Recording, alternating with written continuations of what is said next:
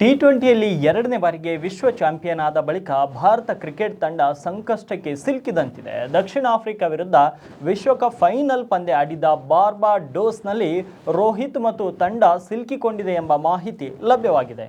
ತಂಡದ ಹೋಟೆಲ್ನಲ್ಲಿ ಆಟಗಾರರು ಸಿಲುಕಿಕೊಂಡಿದ್ದಾರೆ ಎಂದು ಹೇಳಲಾಗುತ್ತಿದೆ. ಇದಕ್ಕೆ ಕಾರಣ ಬೆರಿಲ್ ದ್ವೀಪದ ಸಮೀಪ ತಲುಪುತ್ತಿರುವ ಚಂಡಮಾರುತಕ್ಕೆ ಭಾರತ ತಂಡ ಸಿಲುಕಿಕೊಳ್ಳುವ ಅಪಾಯವಿದ್ದು ವಿಮಾನಗಳ ಹಾರಾಟ ರದ್ದತಿಯ ಭೀತಿಯೂ ಎದುರಾಗಿದೆ. ಬಾರ್ಬಾಡೋಸ್ನ ಓವೆಲ್ ಮೈದಾನದಲ್ಲಿ ನಡೆದ ರೋಚಕ ಫೈನಲ್ನಲ್ಲಿ ಭಾರತ ತಂಡ ಕೊನೆಯ ಎಸೆತದಲ್ಲಿ ದಕ್ಷಿಣ ಆಫ್ರಿಕಾವನ್ನು ಸೋಲಿಸಿತು.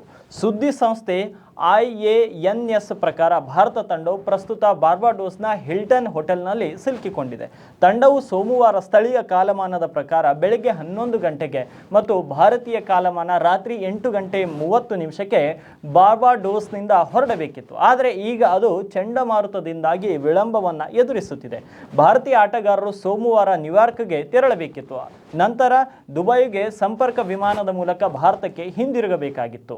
ಆದರೆ ಬಾರ್ಬಾಡೋಸ್ನಲ್ಲಿ 36ರಿಂದ 48 ಗಂಟೆಗಳ ಕಾಲ ಸಿಕ್ಕಿ ಬೀಳಬಹುದು. ಚಂಡಮಾರುತದಿಂದಾಗಿ ಭಾನುವಾರ ರಾತ್ರಿ ಗ್ಲ್ಯಾಂಟ್ಲಿ ಆಂಡಮಾನ್ಸ್ ಅಂತಾರಾಷ್ಟ್ರೀಯ ವಿಮಾನ ನಿಲ್ದಾಣವನ್ನು ಮುಚ್ಚಲಾಗುವುದು ಎಂದು ಬಾರ್ಬಾಡೋಸ್ನ ಪ್ರಧಾನಮಂತ್ರಿ ಮಿಯಾ ಮೊಟ್ಲಿ ಘೋಷಿಸಿದ್ದಾರೆ. ಯಾವುದೇ ವಿಮಾನಗಳು ಲ್ಯಾಂಡಿಂಗ್ ಅಥವಾ ಟೇಕ್ ಆಫ್ ಆಗುವುದನ್ನು ತಡೆಯುತ್ತದೆ. ಆದಾಗ್ಯೂ ಅವರು ಆ ವಿಮಾನವನ್ನು ಹತ್ತಬಹುದೇ ಅಥವಾ ಇಲ್ಲವೇ ಎಂಬುದು ಇನ್ನೂ ತಿಳಿದಿಲ್ಲ. ಆದರೆ ಅವರು ಕೆಟ್ಟ ಹವಾಮಾನದಲ್ಲಿ ಸಿಕ್ಕಿ ಬಿದ್ದರೆ ಅವರು ಬಾರ್ಬಾಡೋಸ್ನಲ್ಲಿ 36ರಿಂದ 48 ಗಂಟೆಗಳ ಕಾಲ ಸಿಕ್ಕಿಕೊಳ್ಳಬಹುದು. ಭಾರತ ತಂಡ ಅಜೇಯವಾಗಿ ಉಳಿದುಕೊಂಡಿರುವಾಗಲೇ ಟಿ20 ವಿಶ್ವಕಪ್ ಗೆದ್ದುಕೊಂಡಿತ್ತು. ಈ ಟೂರ್ನಿಯಲ್ಲಿ ಭಾರತ ತಂಡ ಒಂದೇ ಒಂದು ಪಂದ್ಯವನ್ನು ಸೋತಿಲ್ಲ. ಟಿ20 ವಿಶ್ವಕಪ್ ಇತಿಹಾಸದಲ್ಲಿ ಭಾರತ ಅಜೇಯರಾಗಿ ಉಳಿದು ಟ್ರೋಫಿ ವಶಪಡಿಸಿಕೊಂಡ ತಂಡ ಎಂಬ ಹೆಗ್ಗಳಿಕೆಗೆ ಪಾತ್ರವಾಯಿತು.